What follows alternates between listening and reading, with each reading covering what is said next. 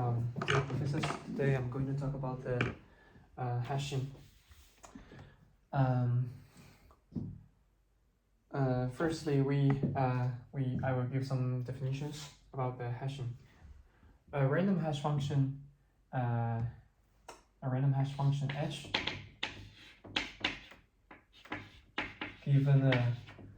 given a universe U of keys and a positive integer number m. A random hash function is chosen randomly from some random hash functions from this, and this is the definition of the random hash function. And then we also have some different types of the random hash functions. Firstly, it's a universal hash function. The universal hash function is that if a random hash function have x is not equal to y, and both of them are in U, the probability of they get collision hx equal to hy, they hash to the same function, they hash to the same value, is very small. The probability is very small. This is the first a universal hash function, random hash function. And then we have a C approximately universal hash function, random hash function, and we just change this to C. And we have the strongly universal hash function. A strongly universal hash function is actually called two independent random hash function.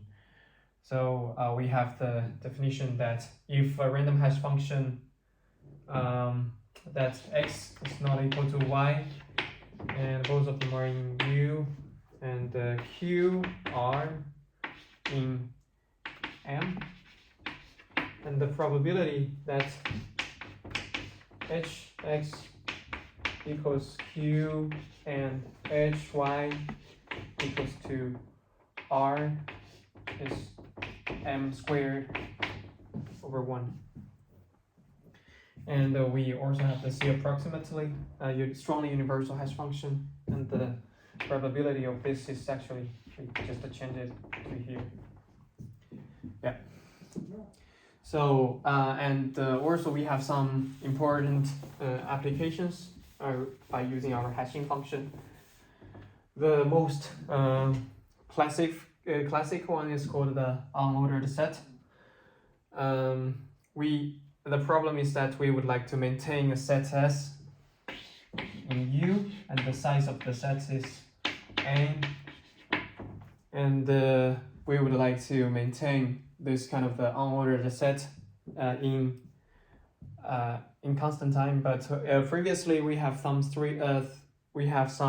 other kinds of the methods. For example, we can store the S by using some sort of the balanced binary search tree, and the three operations like member, insert, and delete takes all of log n time to do that. But we would like to limit it into running constant time. So how do we do that? We use hashing with chaining to address with this kind of the problem. The hashing with chaining is actually do this kind of things. There is a link array here, and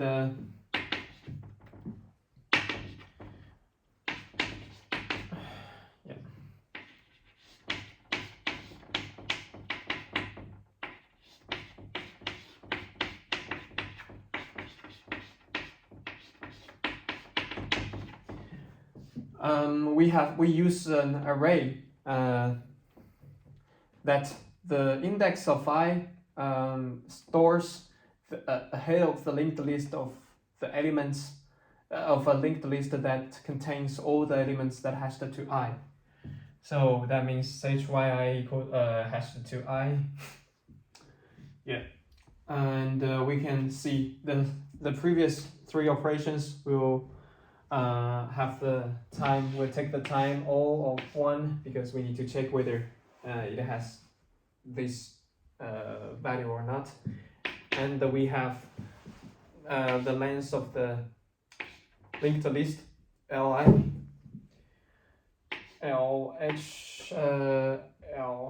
lhx, because our original problem to check whether x in S already becomes to converted to x, whether x is in the linked list lhx, and our array could be expressed like li is y in S, and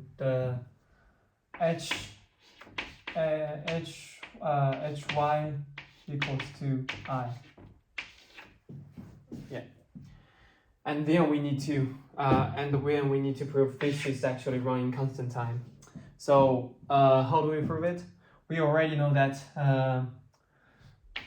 we just assume that x is not in S. We look at the expectation of the length of the linked length. It could be, yeah.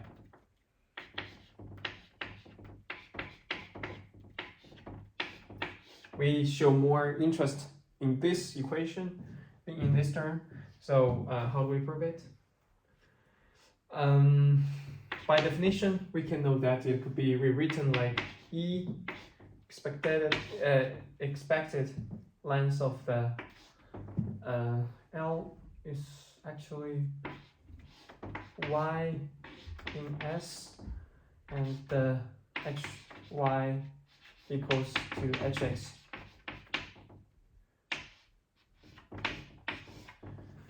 And we can rewritten this with sigma. It will be like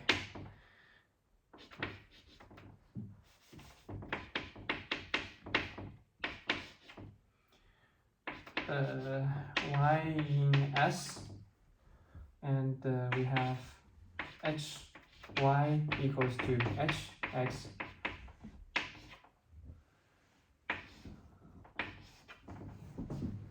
And by the linearity of the expectation, we can remove this sigma over in front of the expected value. So we get y in S, and the expected of the hy equals to hx. Oh, we need to make an attention here that we m greater than n, and by using the universal hash function, and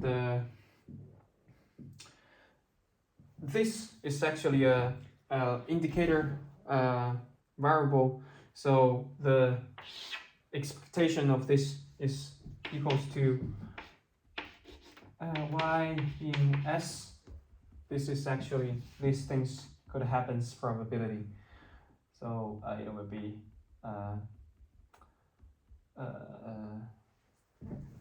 be PR probability hx equals to hy.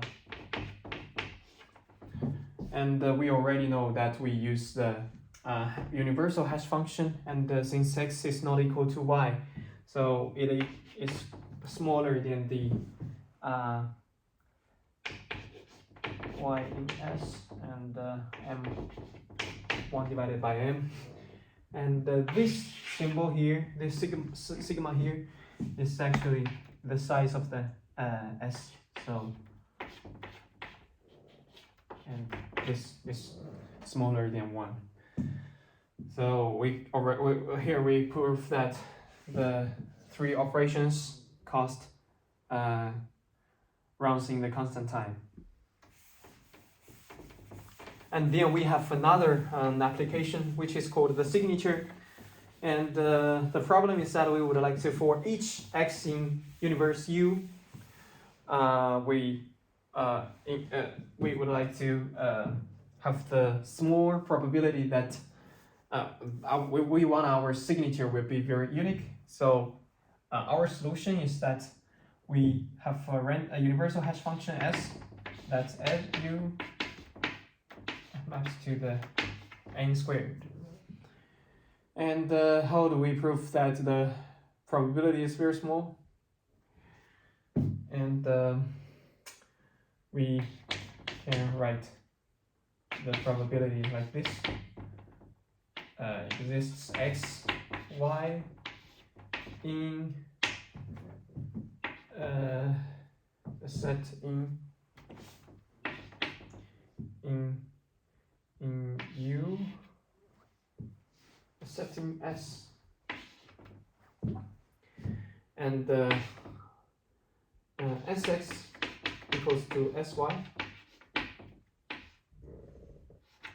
This is the probability of these two things get collision, and because we see here is there's exist, and we from the we already know that PA is actually PA plus PB.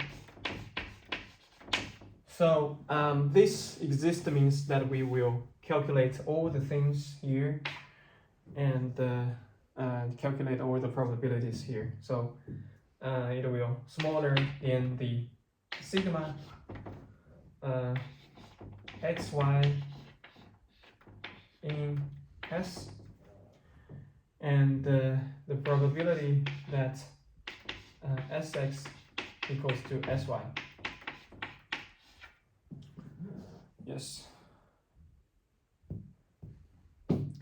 And we already know that this is a universal hash function, and so we have the probability that this is actually means we choose, we have the n choose 2 divide, this is actually smaller than the n squared, and this is actually 2n, 1 divided by 2n. So the probability of